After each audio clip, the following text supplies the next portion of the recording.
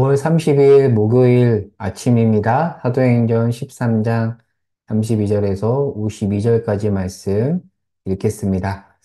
우리도 조상들에게 주신 약속을 너에게 전파하노니 곧 하나님이 예수를 일으키사 우리 자녀들에게 이 약속을 이루게 하셨다 함이라.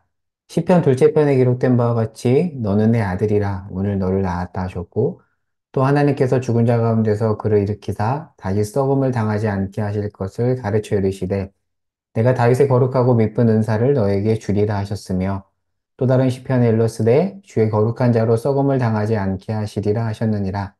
다윗은 당시 하나님의 뜻을 따라 섬기다가 잠들어 그 조상들과 함께 묻혀 썩음을 당하였으되 하나님께서 살리신 이는 썩음을 당하지 아니하였나니 그러므로 형제들아 너희가 할 것은 이 사람을 힘입어 죄 사함을 너희에게 전하는 이것이며 또 모세의 율법으로 너희가 의롭다 하심을 얻지 못하던 모든 일에도 이 사람을 힘입어 믿는 자마다 의롭다 하심을 얻는 이것이라. 그런즉 너희는 선지자들을 통하여 말씀하신 것이 너희에게 미칠까 삼가라. 일러스되 보라 멸시하는 사람들아 너희는 놀라고 멸망하라. 내가 너희 때를 당하여 한 일을 행할 것이니 사람이 너희에게 일러줄지라도 도무지 믿지 못할 일이라 하였느니라 아니라. 그들이 나갈새 사람들이 청하되 다음 안식일에도 이 말씀을 하라 하더라. 해당의 모임이 끝난 후에 유대인과 유대교에 입교한 경건한 사람들이 많이 바울과 바나바를 따르니 두 사도가 더불어 말하고 항상 하나님의 은혜 가운데 있으라 권하니라. 그 다음 안식일에는 온 시민이 거의 다 하나님의 말씀을 듣고자 하여 모이니 유대인들이 그 무리를 보고 시기가 가득하여 바울이 말한 것을 반박하고 비방하거늘 해당의 바울과 바나바가 담대히 말하여 이르되 하나님의 말씀을 마땅히 먼저 너희에게 전할 것이로되 너희가 그것을 버리고 영생을 얻기에 합당하지 않은 자로 자처하기로 우리가 이방인에게로 향하노라. 주께서 이같이 우리에게 명하시되 내가 너를 이방의 빛으로 삼아 너로 땅 끝까지 구원하게 하리라 하셨느니라 하니 이방인들이 듣고 기뻐하여 하나님의 말씀을 찬송하며 영생을 주시기로 작정된 자는 다 믿더라. 주의 말씀이 그 지방에 두루 퍼지니라. 이에 유대인들이 경건한 귀부인들과 그 신의 유력자들을 선동하여 바울과 바나바를 박해하게 하여 그 지역에서 쫓아내니 두 사람이 그들을 향하여 발의 티끌을 떨어버리고 이고니온으로 가거늘 제자들은 기쁨과 성령이 충만하니라. 아멘.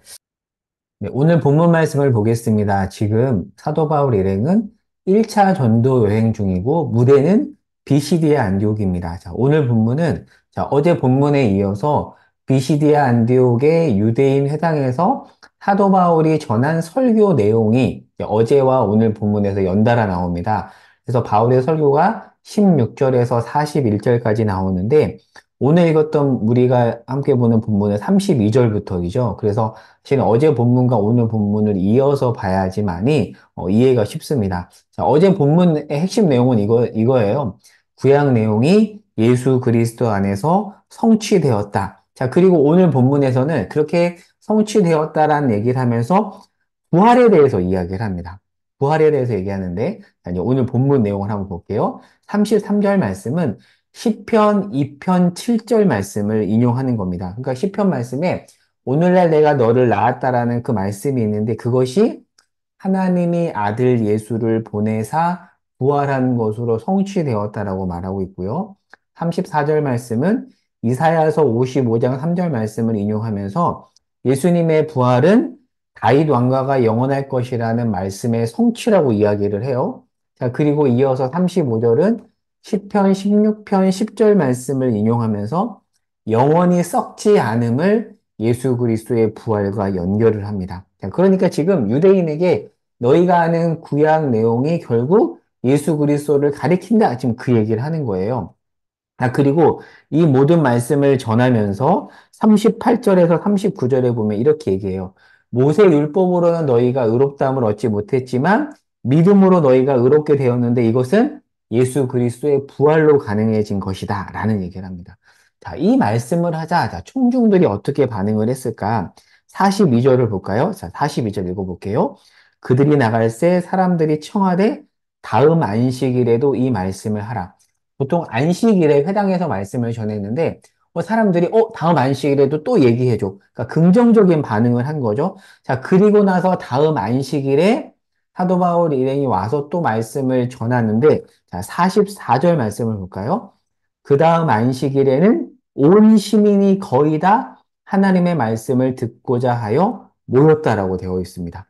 오, 갑자기 또 반응이 늘어난 거예요. 유대인을 넘어서 이방인까지 모여서 말씀을 들으려고 합니다. 자, 그런데 자, 이 모습을 보고 유대인들이 가만히 있었을까요? 45절을 볼게요.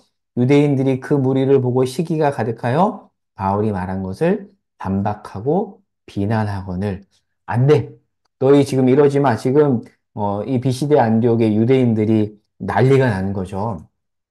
자, 그래서 결국 어떻게 되는가? 자, 50절에 보면 이에 유대인들이 경건한 귀부인들과 그 신의 유력자들을 선동해서 이 바울 일행을 쫓아내 버립니다.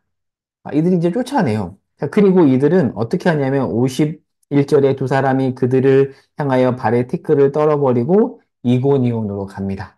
여기서 말씀을 전하고 반응이 있었지만 유대인들의 시기 때문에 쫓겨나서 비시디 안디옥에서 이고니온으로 넘어가 버리죠. 자, 그런데 이들이 이렇게 넘어갈 때 51절에서 바울 일행이 비방을 받자 발에 티끌을 떨어버리고 간 건데 자, 이게 무슨 의미일까? 이것을 알기 위해서 마태복음 10장 말씀을 한번 찾아보겠습니다. 마태복음 10장으로 가볼게요. 자, 10장 1절 말씀을 보겠습니다. 이렇게 돼 있죠. 자, 예수께서 그의 12제자를 부르사 더러운 귀신을 쫓아내며 모든 병과 모든 약한 것을 고치는 권능을 주시니라 쭉 건너뛰어서 자, 5절부터 보면 예수께서 이 12를 내보내시며 명하여 이르시되 이방인의 길로도 가지 말고 사마리아인의 고을에도 들어가지 말고 오히려 이스라엘 집에 어린 양으로 가라 하면서 복음을 전하라고 하잖아요. 자, 그리고 나서 자, 어, 11절부터 볼게요. 어떤 성이나 마을에 들어가든지 그 중에 합당한 자를 찾아내어 너희가 떠나기까지 거기서 머물라. 또 그 집에 들어가면서 평안하기를 빌라. 그 집이 이에 합당하면 너희 빈 평안이 거기 임할 것이요. 만일 합당하지 아니하면 그 평안이 너희에게 돌아올 것이니라. 누구든지 너희를 영접하지도 아니하고 너희 말을 듣지도 아니하거든 그 집이나 성에서 나가 너희 발에 먼지를 떨어버리라. 먼지를 떨으라고 되어 있죠. 그리고 15절. 내가 진실로 너에게 이르노니 심판날에 소돔과 고모라 땅이 그 성보다 견디기 쉬우니라라고 되어 있어요. 자, 그러니까 예수님께서 제자들에게 너희가 가서 복음을 전해라고 말해요. 그런데 13절에 보면 거기서 평안을 빌고 그 집이 합당하면 너희가 빌었던 그 평안이 임할 것이지만 합당하지 아니하면 그러니까 평안을 빌었는데 받지 않으면 그 평안이 너희에게 돌아온다라고 말해요. 그리고 14절에서는 너희가 너희를 영접하지도 않고 말을 듣지도 않거든 발에 먼지를 떨어버리라고 하는데요. 겉으로 보면 이게 복음 전파에 대해서 거부한 자들을 향해서 에라 이놈들아 라는 식으로 이렇게 반응하는 것처럼 보이지만 그렇지 않습니다. 이것은 뭐냐면 상대를 포기하고 저주하는 것이 아니라 상대방이 복음을 안 받아들일 수가 있는데 그럼에도 불구하고 너의 책임은 계속해서 복음을 전하고 평안을 비는 거라는 거죠. 그런데 그 평안을 빌면 그 평안이 그냥 날아가는 법은 없다라는 겁니다. 따라서 상대가 말도 안 되는 반응을 보여도 우리가 할 일은 계속 평안을 비는 거죠. 상대방이 그 평안을 안 받으면 너에게 돌아오니까 그냥 날아가는 애가 없으니까 묵묵히 계속해서 복음을 전하고 평안을 빌면 된다. 이미 예수님께서 하신 말씀이에요. 그 말씀을 바울도 알고 있었겠죠. 자, 그래서 이 지역에서 비시디 안디옥에서 사람들이 반대함에도 불구하고 이들은 먼지를 떨어버린 이후에 다른 곳으로 가고 52절에 뭐라고 되어 있죠? 제자들은 기쁨과 성령이 충만했다라고 되어 있습니다. 오늘 말씀을 이제 정리하고 적용해 보도록 할게요. 저는 설교자입니다. 설교자는 매주 또는 그보다 더 많이 사람들 앞에서 말씀을 전하는데 설교 마치고 나서 나 잘했다고 뿌듯해하는 설교자는 사실 거의 없습니다. 대부분은 주일 설교를 마치면 쥐구멍이라도 들어가고 싶어요. 특히나 청중이 평소보다 반응이 없어 보일 때. 그런데 그럼에도 불구하고 목회자로서 늘 배우는 것은 뭐냐면 최선을 다해야 된다라는 거예요. 반응이 없어도 먼지를 떨어버리는 거죠. 이것은 뭐냐면 씨를 뿌리라는 겁니다. 그러니까 이거죠. 최선을 다하되 결과는 하나님께, 반응은 하나님께 맡기라. 그러니까 오늘 말씀을 적용한다면 이렇게 볼 수 있습니다. 반응이 없어도 열매가 맺혀지지 않는 것 같아도 심지어는 거부하는 것처럼 보여도 우리가 해야 될 일은 계속해서 뿌리고 먼지를 떨라는 거죠. 먼지를 떤다는 것은 씨를 뿌린다는 겁니다. 그래서 2번에다가 이렇게 적용을 적어 놨는데요. 우리의 몫은 최선이에요. 그리고 결과는 하나님께 맡기는 겁니다. 그런 이들에게 주어지는 것에 대해서 52절은 이렇게 말하죠. 기쁨과 성령이 충만하니라. 여러분, 말씀을 전했는데 사람들이 거부했는데 어떻게 기쁨과 성령이 충만했을까요? 하나님께 맡겼기 때문에 가능한 거죠. 나는 최선을 다했다. 결과는 이제 하나님 몫이다. 하나님께 맡기고 내가 원하는 결과가 주어지지 않더라도 내가 최선을 다했기 때문에 기쁨이 있고 성령이 충만한 거죠. 혹시 이곳에 자녀나 가족의 신앙을 위해서 기도하는 분이 계실 겁니다.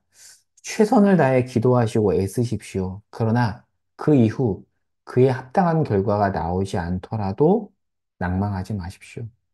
어, 그 이유는 하나님 몫입니다. 그들이 받지 않으면 예수님께서도 말씀하셨잖아요. 그 빌었던 평안이 우리에게 돌아온대요. 그러니까 빌어라. 계속해서 빌어라. 씨를 뿌려라라고 말씀해주고 있죠. 그렇게 최선을 다하고 결과를 온전히 하나님께 맡긴 자에게 주어지는 그 기쁨과 성령의 충만함이 오늘 이 자리에 있는 말씀을 듣는 저와 여러분 가운데 가득할 수 있기를 바랍니다. 오늘 기도 제목이에요. 오늘 특별히 자녀와 오타입니다. 자녀와 가족을 위해서 기도했으면 좋겠는데 특별히 여기서 말하는 자녀와 가족은 아직 하나님을 잘 모르는 자들이에요. 그들을 위해서 기도하고 우리가 할 수 있는 일을 다 합시다. 그리고 결과는 하나님께 맡깁시다. 그리고 오늘은 이 아침에 이것을 위해서 함께 어, 주 앞에 기도하며 나아갈 수 있기를 바랍니다. 제가 기도하고 마치겠습니다. 하나님, 최선을 다했음에도 불구하고 우리에게 원하는 결과가 오지 않을 때가 있습니다. 그러나 우리의 몫은 최선이고 결과는 하나님의 몫입니다. 주님, 주님께 맡깁니다. 우리가 최선을 다하고 모든 것을 맡깁니다. 하나님, 이 개척교회도 최선을 다하고 주께 맡깁니다. 때로는 원하지 않는 결과의 모양이 있더라도 최선을 다했으니 하나님께 맡깁니다. 주님, 하나님께 맡긴 자에게 주어지는 그 기쁨과 성령 충만함을 내려주시기를 간구합니다. 함께 해주시옵소서 예수님의 이름으로 기도합니다. 아멘.